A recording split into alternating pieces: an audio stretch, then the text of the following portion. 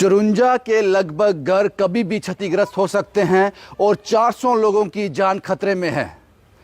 जिला रामबन, तहसील बनिहाल, गांव का नाम हाला चंवास।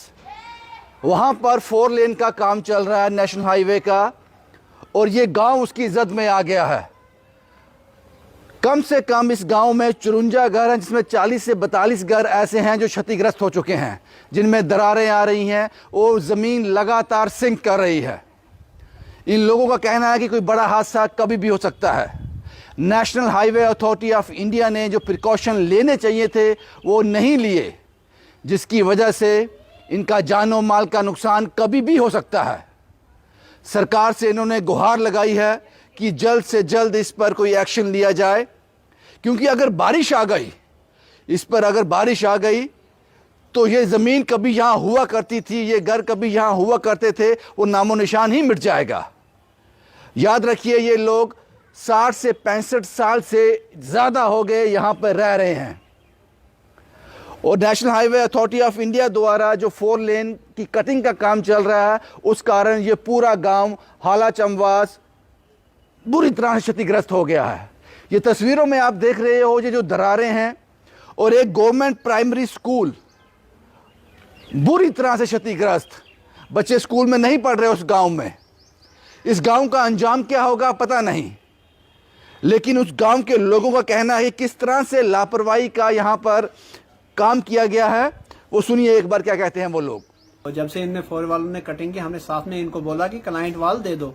इन्होंने 2-3 साल तक कोई क्लाइंट वाल नहीं दी। उसकी वजह से जो है आज हमें ये नुकसान उठाना पड़ा।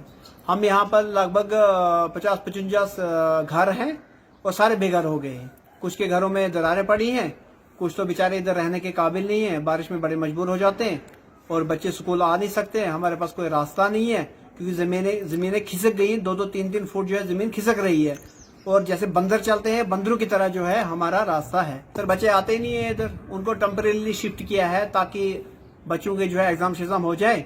उसके बाद देखते हैं एजुकेशन डिपार्टमेंट क्या करता है। उसके बाद उन्होंने कुछ बताया ही नहीं कि क्या करना है बच्चों का। बड़ी बार हमने गुजारिश की एडमिनिस्ट्रेशन से कि हमें रिहेबिलिटेट किया जाए, दूसरी जगह मुंतकिल किया जाए, ताकि हम अपनी जिंदगी गुजार सकें, ताकि हमारे बच्चे भी सुकून से जो है नींद कर सकें। क्या वाकई ही national highway authority of India ने लापरवाही से काम किया है?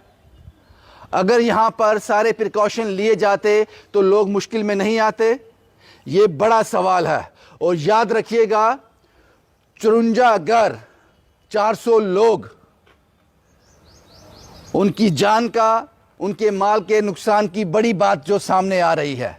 जिम्मेदार कौन है और किस तरह से सरकार इस पर रिहेबिलिटेट करने जा रही है, इस पर एक्शन लेने जा रही है?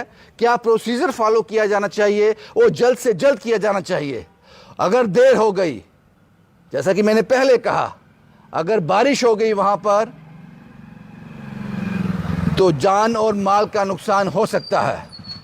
तो कोशिश करनी चाहिए कि बड़ा हादसा होने से पहले इस गलती को सुधार लिया जाए। शुभम कुमार के साथ Ravindra Singh, the state sentinel के लिए।